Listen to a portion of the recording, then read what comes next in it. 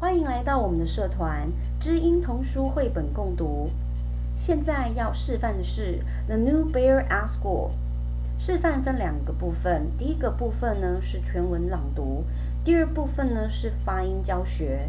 好，在我进入第一部分全文导读之前呢，要跟各位朋友分享的是这一本书的作者 Carrie Watson。Watson 女士是美国大学的一个教授，她特别呢是专攻在小孩子早期的发展，特别是阅读的这一块。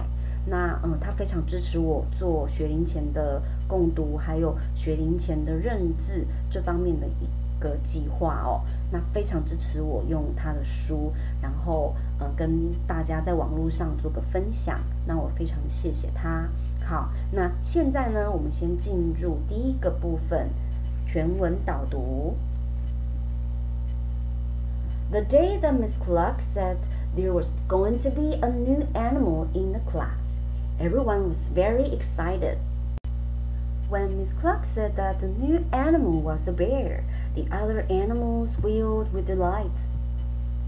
Letitia the rabbit wondered if it might be the fluffy pink bear like the one on her lunchbox.Maxwell the mole wanted a floppy brown bear with fluffy paws. The mice hoped for a bear in Wellingtons and a blue coat.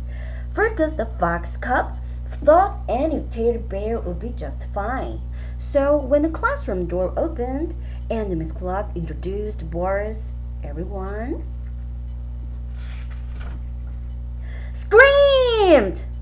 For Boris wasn't a teddy bear.It was an enormous, hairy, scary grizzly bear. Miss Clark told Boris she'd give him his uniform tomorrow and found him a seat next to Maxwell. But as he sat down, there was a loud crack. It made Maxwell hide his face in his paws. "Oh, Boris," said Miss Clark, "why don't you sit on the floor instead?"Miss Clark gave Boris a new book and a pencil. He was very proud indeed. With a big friendly grin, Boris turned to show the mice. But Boris forgot how fierce his teeth were. He forgot how big his paws were. And he forgot how sharp his claws were. Somehow, the mice got scattered across the classroom.Somehow, the pages of his new book got ripped. Somehow, there was panic everywhere. "Boris is too big!" cried one little mouse. "Boris is too hairy!" yelled another. "Boris is too scary!" They all squeaked together. "Oh, Boris," said Miss Clark, "please try to be more careful." At lunchtime, everyone sat together. There was not enough room on the bench for Boris, but nobody moved over. So he sat all by himself and dipped his big paw into a large jar of honey his mommy had packed for him. When lunchtime was over,Miss Clark said everyone could go off and play.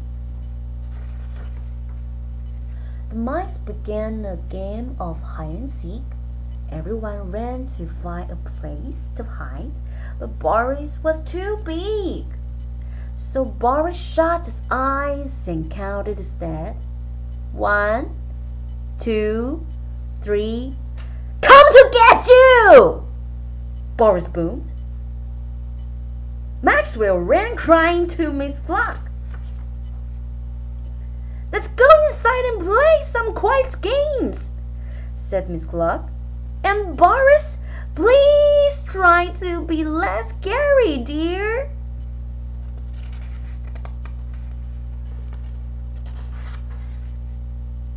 The animals sat together in a circle.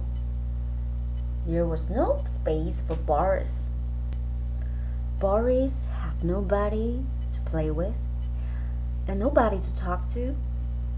Tears filled his big brown eyes. rolled down his long nose and splashed to the floor. "I'm a scary bear," he sniffed. "I'm a hairy bear," he sobbed. "I'm just a great big grizzly bear." It seemed like a very long afternoon. At last, it was time to go home. Miss Clark stood and waved as the animals set off through the woods. Maxwell scampered through the leaves. Letitia hopped along the bank. Fergus chased the little mice around the tree. Boris plodded along far behind. Suddenly, from a hollow tree peeped the Rat Pack.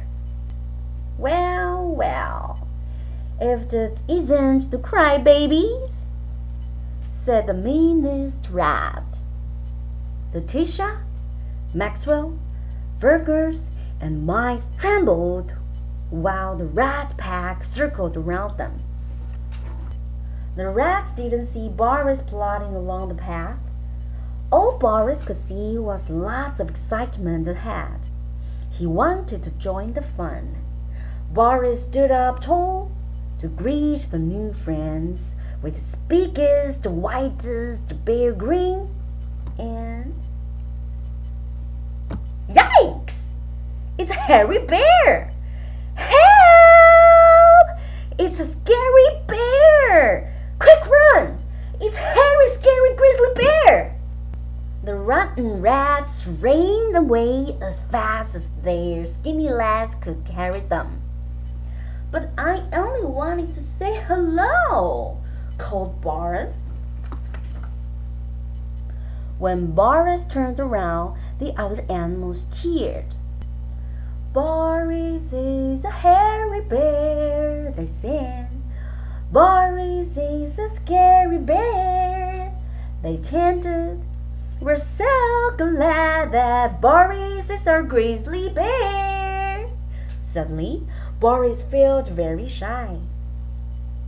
"If you are going to be a bear," he said very gently, "then it's probably best to be a hairy, scary grizzly bear." The next day at school, the animals couldn't wait to tell Miss Clark how Boris had saved them from the nasty rat pack. "Oh, Boris," said Miss Clark, "what a good bear you are." At story time, everyone rushed together around Miss Clark. There wasn't much room once Boris had sat down. But the rest of the class didn't mind one little bit. They all had a soft, warm place to sit, after all.